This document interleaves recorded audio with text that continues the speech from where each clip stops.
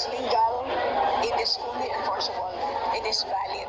Dahil po ang ating enrolled bill, ibig sabihin po ang General Appropriations Bill na nanggaling po sa Congress ay kompleto. Walang blanks. Naninindigan si House Committee on Appropriations Acting Chairperson Marikina City 2nd District Representative Stella Kimbo na valid, legal at maipatutupad ang 2025 General Appropriations Act o GAA, ang batas na nagpapatibay sa 6.326 trillion pesos na halaga ng 2025 national budget.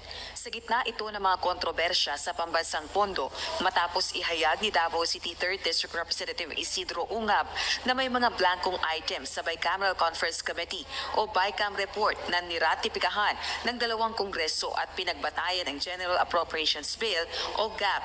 Inamin ni Representative Kimbo na may blankong items sa BICAM report pero anya, tukoy na ang pondo sa lahat ng items sa budget bago palagdaan ng mga miyembro ng BICAM.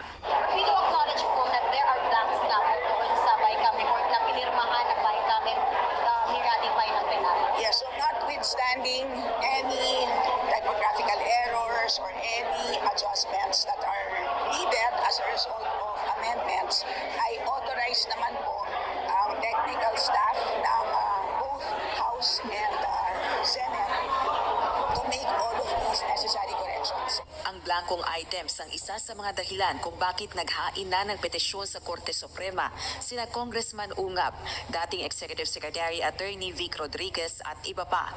Layo nitong hilingin sa kataas-taasang hukuman na ideklarang labag sa konstitusyon ang 2025 national budget. Partikular din kung question ng mga ito ang constitutionality ng pambansang pondo dahil sa pagtatanggal ng government subsidy para sa Philippine Health Insurance Corporation of PhilHealth na labag umano sa Article 2, Section 15 ng Saligang Batas.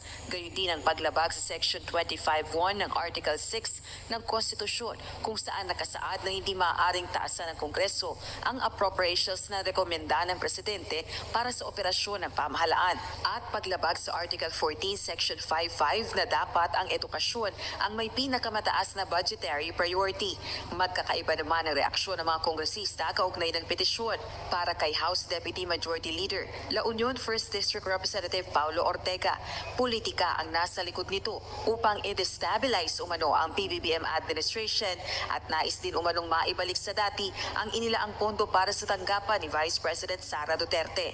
Hindi lang technical matter kasi yung mga blank doon sa Bicameral Conference Committee report. Kasi ano ba ang papel ng mga blanko na yon? Nakita natin eventually after mapunan yung mga blank ay kaltas budget sa Department of Agriculture tsaka sa National Irrigation Administration. Sino ba nagbenepisyo doon sa mga naging realignment? This is a free country. They can question anything under the sun. They can go to any courts and they can file any petition for something which they think are very important.